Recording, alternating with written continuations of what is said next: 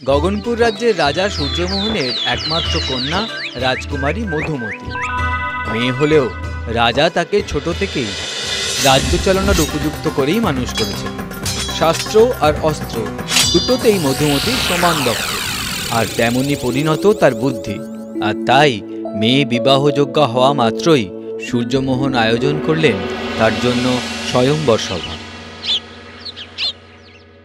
এসো মা। পিতা, আপনার কাছে বিরক্ত করবার জন্য দুঃখিত। শুনলাম আপনি আমার বিবাহের জন্য স্বয়ংবর সভা ডাকছেন। হ্যাঁ মধুমতি, আমার বিয়ের জন্য উপযুক্ত রাজপুত্র আমি নিজেই সন্ধান করতে চাই পিতা। সে কি, রাজকন্যা হয়ে তুমি নিজে যাবে নিজের পাত্র খুঁজতে? হ্যাঁ পিতা, আপনি তো আমায় শিখিয়েছেন যথার্থ মানুষ কি করে বাঁচতে হয়। বেশ, তুমি তোমার জীবন সঙ্গী নিজেই খুঁজে নিতে চাও, সেটা উত্তম প্রস্তাব। আমি তবে সৈন্যদের প্রস্তুত হতে বলি। না পিতা, আমি একজন সাধারণ মেয়ে হয়েই যেতে চাই, তবেই ভুল ত্রুটি চোখে পড়বে। রাজকন্যা হিসেবে গেলে আমার সামনে কেবল ভালোটাই সাজিয়ে দেখানো হবে। বাহ, তোমার পরিণত বোধ শক্তি দেখে খুবই আনন্দ পেলাম। তোমার ইচ্ছাই পূর্ণ হোক। পরের দিনই মধুমতি সাধারণ পোশাকে বিনা অলংকারে রওনা দিল রাজ্য ভ্রমণে। আরে কাঁদছিস কেন? আমি কি একেবারে চলে যাচ্ছি নাকি? আচ্ছা আচ্ছা, সাবধানে যেও, সাবধানে। চিন্তা করবেন না পিতা, উপযুক্ত পাত্রকে সঙ্গে নিয়েই আমি ফিরব। রাজ্য ভ্রমণে বেরিয়ে মধুমতি প্রথমে গিয়ে পৌঁছল বীরপুর রাজ্যে। আশ্চর্য, সকাল থেকে যেখানেই যাচ্ছি এই রাজ্যে সবাই দেখছি শরীর শিক্ষা করছে, আর অন্য কোনো শিক্ষা করছে না তো।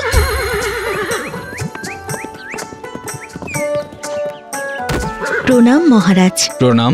আপনার পরিচয়? আমি একজন ব্যবসায়ী, আপনার রাজ্যে ব্যবসা করতে চাই। আপনার অনুমতি প্রয়োজন। আচ্ছা, আপনি একজন নারী হয়ে ব্যবসা করবেন? কেন, নারী ব্যবসা করতে পারে না?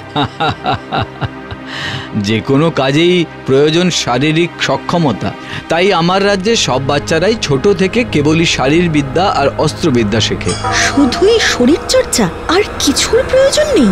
না, আর তাই যদি হয়, আমার এই কুস্তিগিরকে যদি হারাতে পারেন তবেই ব্যবসা করবার অনুমতি পাবেন। এমনকি করও মকুব করে দেবো আমি। বেশ, তাই হবে। আমি কালই ফিরে আসব, আর আপনি যে ভুল সে প্রমাণও আমি করে দেব। চলি। পরের দিন সকালে মধুমতি ফিরে এলো এক কুস্তিগিরকে সঙ্গে নিয়ে। মহারাজ, ইনি হলেন কাশিম, আমার কুস্তিগির। এ লড়বে কুস্তি? হ্যাঁ কাশিম ভাই, তুমি রাজার এই কুস্তিগিরকে হারাতে পারলে আমি তোমাকে অনেক অর্থ দেব।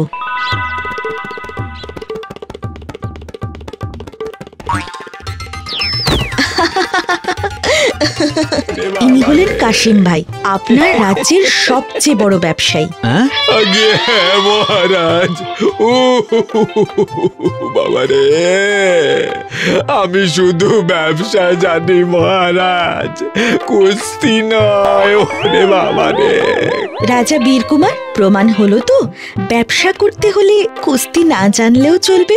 শুধু গায়ের জোরের ভিত্তিতে সবকিছু মাপা যায় না। ঠিক ঠিক, আমার ধারণাই এতদিন ভুল ছিল। চলি। প্রণাম। ঘোড়ার পিঠে সওয়ার হয়ে চলতে চলতে মধুমতি এসে পড়ে আর এক রাজ্যে।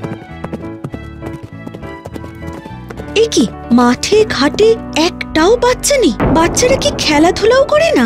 কোথায় সবাই? এ কি দেখছি, এরা রাস্তাঘাটেও পড়াশোনা করে? বল বল তোরা, চলছে গাড়ি ঢং ঢং। ওই দেখো এসেছে সব। আপনি? আগে আমি পথিক। আচ্ছা, এই রাজ্যের বাচ্চারা কি সারাক্ষণ পড়াশোনা করে? হ্যাঁ, রাজার কড়া হুকুম, তাই সব বাচ্চারা সারা দিন রাত শুধুই পড়াশোনা করে। খেলাধুলা করে সময় নষ্ট রাজামশাই পছন্দ করেন না। কি সাংঘাতিক, এই তো বাচ্চাদের শৈশব ছিনিয়ে নেওয়া। আচ্ছা, রাজবাড়িটা কোন দিকে? ওইদিকে। ধন্যবাদ, প্রণাম নেবেন। মধুমতি গিয়ে হাজির হয় মহারাজ শাহিমের দরবারে। প্রণাম মহারাজ। কে আপনি? কি প্রয়োজন? আমি বাচ্চাদের আঁকা শেখাই। এখানে বাচ্চাদের জন্য একটা আঁকার পাঠশালা খুলতে চাই। হ্যাঁ? কি? না না, আঁকা শেখার সময় নেই এদেশের বাচ্চাদের। আমি চাই তারা সব সময় লেখাপড়া করুক, কারণ শিক্ষা ছাড়া রাজ্যের উন্নতি অসম্ভব। আপনার কথার সাথে আমি সম্পূর্ণ একমত হতে পারলাম না। শুধু পুঁথিগত শিক্ষাতেই রাজ্যের উন্নতি হয় না, আমি প্রমাণ করতে পারি যে আপনি ভুল।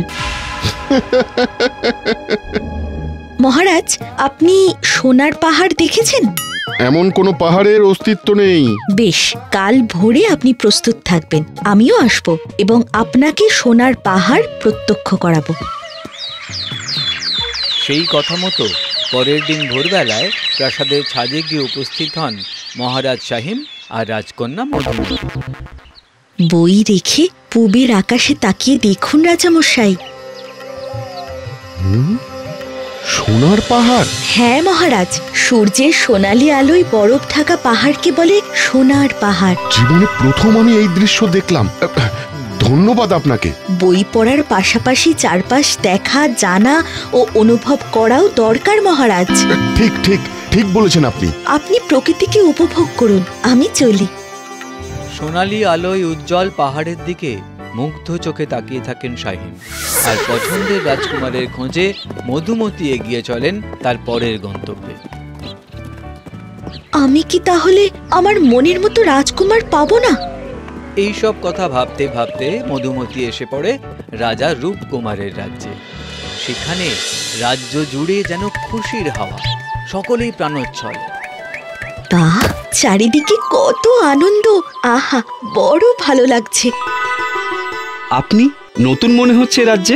হ্যাঁ, আমি ভিন রাজ্য থেকে এসেছি। উদ্দেশ্য? আমার বৃদ্ধ বাবার সঙ্গে সময় কাটাতে পারে এমন একজন ভালো বুদ্ধিমান সঙ্গীর খোঁজে বেরিয়েছি। বাহ বাহ, খুব ভালো খুব ভালো। তা বলছিলাম যে আপাতত আমি আপনাকে এই রাজ্য ঘুরিয়ে দেখাই, তারপর আপনি সিদ্ধান্ত নেবেন যে আমাকে আপনার বাবা সঙ্গী করা যায় কিনা। বেশ, চলুন তাহলে। তোমরা সবাই এইভাবে ডাক বাক্সে চিঠি ফেলছো কেন? আমরা তো এইভাবেই অভিযোগ জানাই। এই রাজ্যে ৮ থেকে ৮০ সকলের অভিযোগ জানানোর অধিকার আছে। বাহ, এ তো খুব ভালো ব্যবস্থা। এরকম ভাবনা তো আগে কখনো শুনিনি।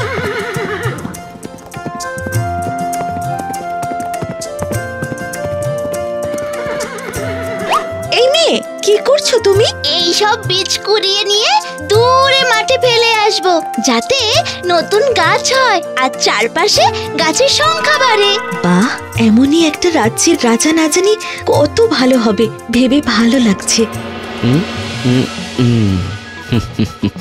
বুঝলাম।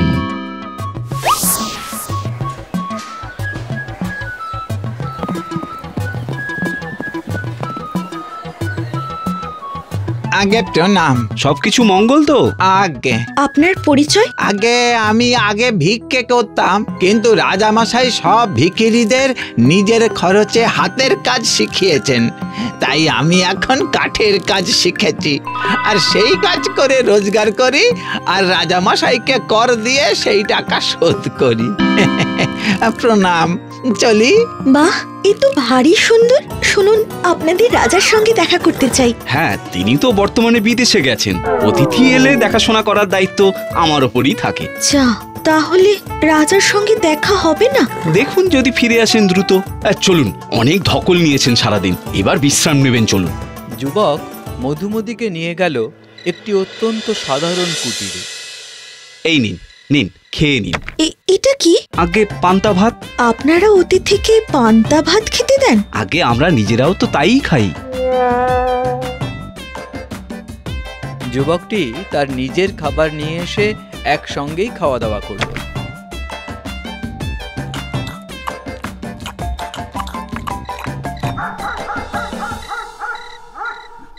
মেঝেতে খড় বিছিয়ে দিল ঘুমানোর জন্য, আর মধুমতির সেই চুলের কাঁটা গুজে রাখলো খড়ের গাদা। নিন, এবার বিশ্রাম নিন, শুয়ে পড়ুন। এই খড়ের ওপর? হ্যাঁ, এটাই তো আমাদের শয্যা। এই কি ব্যবস্থা? অতিথিকে এরা এভাবে আপ্যায়ন করে নাকি? এই কেমন অতিথি সেবা? আমি জীবনে কখনো পান্তা খাইনি, খড়ের গাদায় শুইনি, কিন্তু বলা যাবে না। কিন্তু এখন তো আমি সাধারণ মেয়ে হিসেবে এখানে এসেছি।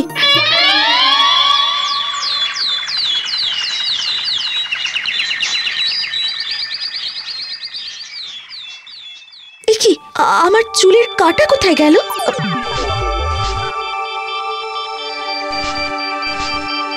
কোথায় পড়লো? কোথায় কোথায়? উফ, আর একটু হলেই ধরা পড়ে যেতাম। কে? আমি এই রাজ্যের রাজা রূপকুমার। মানে? আমি প্রায়ই সাধারণ পোশাকে প্রজাদের সঙ্গে মিশে গিয়ে তাদের সুখ দুঃখের কথা শুনি। আমি দেখেই বুঝেছি যে অনেক দিন হলো পথে বেরিয়েছেন এবং হাঁটাহাঁটিতে অভ্যস্ত নন। আর সঙ্গের ঘোড়াটি অত্যন্ত দামি বিদেশি ঘোড়া, যা রাজাদের পক্ষেই রাখা সম্ভব। ছি ছি, আপনি বুঝে গেছিলেন? অত্যন্ত সাধারণ খাওয়া আর শোয়ার ব্যবস্থায় আপনি কিছুই মনে করেননি। এই অসুবিধার মধ্যেও মানিয়ে নেওয়া আপনার বড় গুণ। আবার ধৈর্য নিয়ে খড়ের গাদা থেকে সেই চুলের কাঁটা বের করেছেন, তার মানে যে কোনো কাজেই আপনার ধৈর্য ধরার ক্ষমতা আছে। এবার আপনার পরিচয় দিন। আমি মধুমতি, আজমগড়ের রাজকন্যা। আমি আমার পাত্র খুঁজতে বেরিয়েছি। বাহ, আমিও নিজের জন্য উপযুক্ত পাত্রী খুঁজছিলাম, যে একজন সাধারণ মনের অসাধারণ মানুষ হবেন, ঠিক আপনারই মতন। ঠিক আপনার মতো? মানে? আপনার মতো পাত্র যে আমারও পছন্দ। সত্যি? বেশ, এবার তবে রাজপ্রাসাদে যাওয়া যাক। চলুন। এরপর দুজনে ঘোড়ায় চড়ে রওনা হলো গগনপুরের উদ্দেশ্যে। আর তখনই আকাশে ফুটে উঠল আলোর রোশনাই, আর বাতাসে বেজে উঠল সানাই।